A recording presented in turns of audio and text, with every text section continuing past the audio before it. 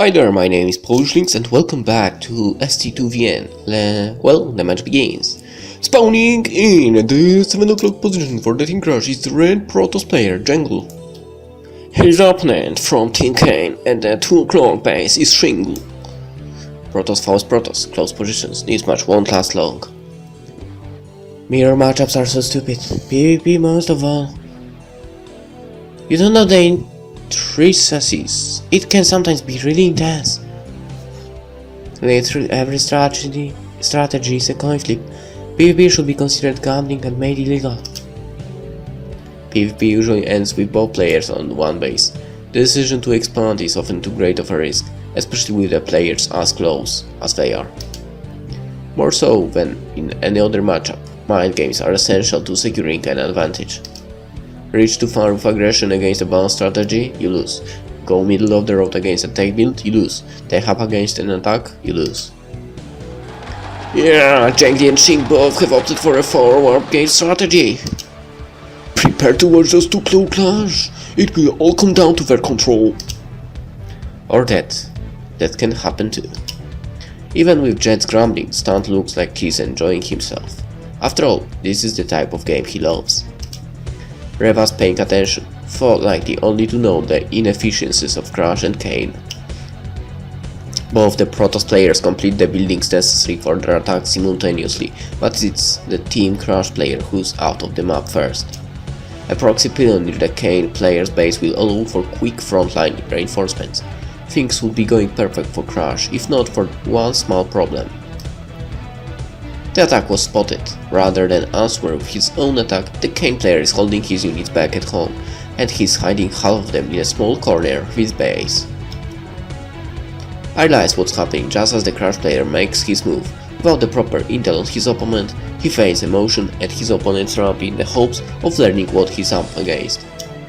But the Kane player doesn't even budge. No force field, no panic chrono boost, nothing, no defense at all.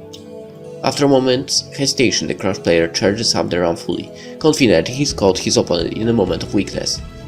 For a moment, it looks like it was the right move. He heads forward to disable the Kane infrastructure. And as his exit cut off, the Kane player reveals his hidden units and surges into Crush force. Even though the battle begins with the 2 at an even unit count, the force field preventing the Crush player's retreat also keeps his reinforcements from joining with his main army. Despite some excellent unit control, the winning Crush army is devoured by an ambush. Jungle tags out a GG and the first game goes to Kane. An exceptional triumph set by Shingle. The key was the position of his 3 extra gateways. He allowed the Crush player to catch sight a single gateway, which led him to believe that there was hidden tech at the back of his base. Excellent tactical thinking! Indeed, it would have been too risky to find out with certainty what was coming next. He had to act. He should have cleared the path to his opponent's base before showing his units. Beautiful! Absolutely beautiful! That could not have been more stupid. This is what happens in a matchup where scouting past the 3-minute mark is impossible. Kane is fortunate that Junk has stated. Had he disabled the forward gateway in time, Crush would have been victorious. I aim my attention back at the Crush bench to see who they are sending out there. Accel turns back and whispers to one of his teammates, and he starts heading for the booth. Finally some DVP! Better hope that Shing's all-ins aren't as pitiful as yours, Stat. 2 minutes later, the Crush Zerg stands cross-map with the Kane player. The match opens off slowly, but a sudden greedy opening from the Kane Protoss elicits a call for attention from the commentators. Yeah! How bold! The map does not lend itself to a Nexus first, yet he has planted one down without pause. And it seems that it will be going unpunished. With one victory already, it seems that Kane decided now was an appropriate time to take a risk. This spells bad news for Crush. With the Protoss economy established so quickly, Zerg will struggle to thrive his powerful mid-game attack. The commentator's warning shows itself to be a well-informed one. The Crush player realizes his disadvantaged position too late. From inside the booth he looks visibly shaken. Shink marches across the map at the 8-minute mark with an absurd number of blink stalkers, not bothering to clear the watchtowers on the way over. His unscouted forward pylon allows him to power forward unchecked. The Crash Zerg's clumsy defense is painful to watch. The game was decided by the 2-minute mark, even it took the Protoss another 7 to play it out. That was embarrassing. Not my preferred all style, but I'll admit it has its merits. A sudden realization that 3 out of 4 of us are on camera puts our conversation pause. The VSL loves to show foreigners and girls in the breaks between games on stream for whatever reason. Reva shields her face and glances away while I wave and watch myself on screen with an undeniably awkward expression. The camera makes the mistake of panning past us to focus solely on Jet. Not a second later, the scene switches back to the caster. What kind of idiot doesn't draw scout? He went bull first. It was an easy slow link rally for the win. The map lends itself to a typical Zerg playstyle. He mistakenly believed that if he could defend an early rush from Protoss, he would have an advantage going into the mid-game. I can already taste the extra beam bop. I will take cash, Jet. Quiet. 0-2 isn't it possible to come back from? But Jet's confidence faltered a minute into the third game. The Kane Protoss immediately sends a probe cross-map intent on deciding the game with an early rush. Scout around your natural, moron. It takes 2 seconds. And as if he somehow heard the order through his booth soundproof foam, the Crash Zerg catches sight of the proxy gateways, just as they finish constructing.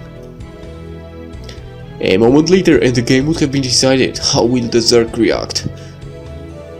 He responds by throwing down static defense in his main, a good option since a pair of stationary spine crawlers are too strong to contest with just a few zealots.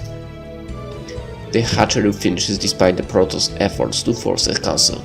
It looks like Crash is going to stabilize here, or would if not for... No, what are you doing? Stop! Jet takes 2 fistfuls of her own hair when the Zerg uproots a spiner crawler and begins moving it down the ramp. The Protoss reaction is instant. The Kane player rushes in to take a fight with the remaining stating defense. Even with a handful of Zerglings and the Queen aiding, the spine crawler falls with only a single casualty for the Protoss. An unmistakable blunder. He aimed to defend his natural expansion with the second spine crawler, but failed to wait until he had enough Zerglings. Such impatience is going to cost Crash the game and perhaps the series. With the free pick-off, it's not long until the Kane player snowballs his lead into a victory. One of his teammates charges in the booth and claps his back a dozen times, both of them smiling through some banter. It's a stark difference from the Crash bench. All save Accel look ready to accept defeat. With a calm look back at his coach and a nod, he rises to replace his fallen teammate. It seems that Crash will send Accel as their final player. Will he be able to prevent the all-kill from Shink? We must take into account Kane's morale. The momentum in the series certainly favors a 4th and a victory. Final victory. Accel, do not lose. A few of the people seated in front of Jet wince at the volume of her cheer, turned around, stared, and then realized that they were about to charge a VSL champion. By the time she's finished signing a phone case from one of them, Accel is in the booth and ready to go. Think he'd bring it back, Reva? No single player on Kane can match Accel. I find myself in agreement with that, but Reva's specific wording and lack of conclusion leaves me wondering. What could be the final match of the day begins now? Accel against Shink. Who will emerge victorious? Accel looks at home in the booth. He shows the 4 of us a smile and a thumbs up just before the game loads in. Despite the dire position his team is in, Accel wastes no time fighting back for control of the series. He deflects the Kane player's pressure with a well-positioned parry force at the top of his ramp, killing off a zealot and scaring away a stalker. A vital maneuver. The Protoss now lacks the information on whether or not Accel is expanding. How will he cover his options? Accel's cloak banshee is nearly complete. The Kane player hesitates and a second later throws down an expansion. Jet heavens a sigh of relief, confident that the game is decided. Classic Protoss move, don't think, guess. It's true that if Accel had been expanding, the Kane player would have earned a slight edge. Instead, he's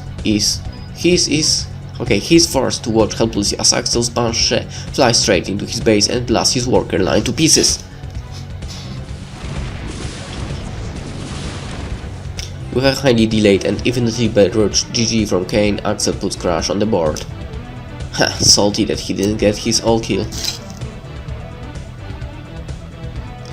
Why did the Protoss leave so early? He could have at least gone for a base trade or something. Are you kidding? Trolls have had base trades figured out for almost a year now. God, I wish my gateways could fly. I guess, but there's no reason to throw in the towel so early. Even if he was going to lose, he could at least try to wear Accel out for the games to come. Accel could easily bring his back. But even with his team's first loss, the Kane coach looked confident. He gestures for one of his youngest players, speaks to him for almost an entire minute and then sends him to the booth. The Kane coach sends an amateur veteran to face Accel. He must have confidence in either his young talent or remaining to play us. We message him he wants to give the young Terran some experience. Certainly there is no other reason to send him against as strong a contender as Accel. Reva watches the Kane coach impressively, never allowing her attention to leave him until the 5th game loads in. Yeah, Kane opens with command center first. It seems that the Kane team has a strong preference to set the pace of the game and force their opponents to react. How will Accel respond? Accel is going to scout it and throw down his own CC, what else? He'll out-macro this kid anyway. Reva answers Jet with a nod, for not in a way that makes her seem particularly pleased. As predicted, Accel's thorough scout discovers the Kane commander center early enough to stay in an economy-focused game. Even with the amateur Terran's slight advantage, Accel claws his way back onto even footing and then claims a lead when he catches a drop on the road to his base. The Crash fans roar a cheer when Accel charges his opponent's tank line in a way reminiscent of old Brood War bank battles. Old habits die hard. Even with the game all but decided, the Kane Terran remains until Accel moves forward to destroy his base. Just before offering his GG, the Kane amateur scans to reveal all of the Accel structures. As I thought. I wins as Jet belts out a ear-shattering cheer and then turn to Reva. What do you mean? Kane will send their Terran ace. Not such a guard guess, really. But even the previously confident Jet watches Kane's bench now. Sure enough, their team's ace pulls himself to his feet, peels off his team jacket and tosses it to a squealing fine girl. Did she just sniff it? I'm going to pretend I didn't see that. The Crash coach paces back and forth with his hands behind his back. His bench looks far more invested in the series than they did 2 games ago. What a treat! The highest level of Terran versus Terran is about to unfold before us. I'm excited to see how Accel measures up. His TVD has always been his strongest matchup. Jet and Reva watch restlessly as the game loads up. Even Star has stopped cheering against Crash. Kane will go command our center first. If Accel does not do rocks, he will be at a disadvantage. Are you from the future or something? What's with these super specific predictions? Shut up! Watch! Accel opens with standard play and repeats the scout of his opponent's CC, first at timing near identical to last game. Faint bunker aggression provokes brief panic in the Kane ace, forcing him to pull a handful of CCVs to contest what could be a direct counter to his build. A good move, but it will not be enough. When the fake rush ends, the Kane player throws his head back, heaves a sigh of relief and smiles. He begins attacking aggressively, a dangerous option without scouting Accel. Can you please explain what is going on? Why do you know what's happening before it happens? The Kane eyes use the amateur to bait out Accel's response to CC first. This isn't something that would be possible if they weren't ahead by so many games. They send their best player to face Accel with full knowledge of his reaction, but Accel can adapt on the fly, right? Easier said than done. Sure enough, Accel's answer is the exact same as it was to the amateur before. Improvising is a rare skill for StarCraft player, even for someone as skilled and well-rounded as Accel. The Kane player will build 2 spheroports behind his natural to avoid Accel's typical patterns. He will then clear out Accel's map vision with Hellions and then come Accel's production with Vultures and Vikings. This is over. Accel will scout the gas timings and might realize that something is off. But the strategy proves to be too specific for Accel to cover without scouting directly. The missile turret in his worker line won't protect his production structures. Accel's scan misses the mark by mere pixels. There's no chance he will be prepared in time. With the center of the map clear, the Kane Terran flies straight for Accel's base. Unbelievable, we rarely see such a unique composition, but it is the perfect answer in this scenario.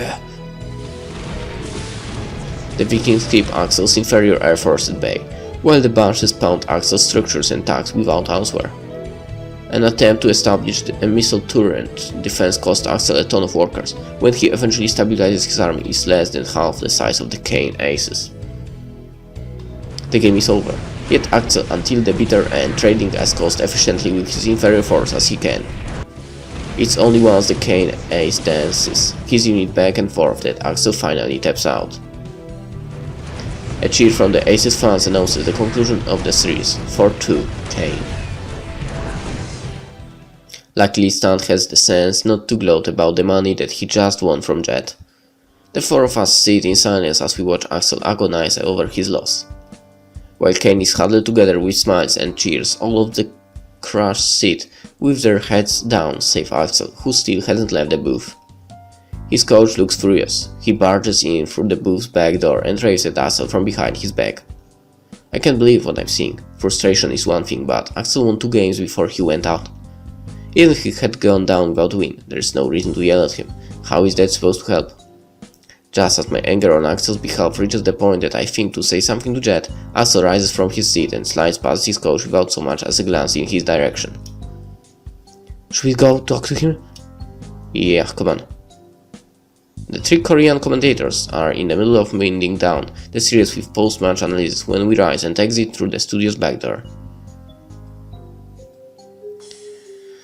And that's when we end an episode. Let's cheer him up a bit in the next one. See you in the next. See you then. Bye.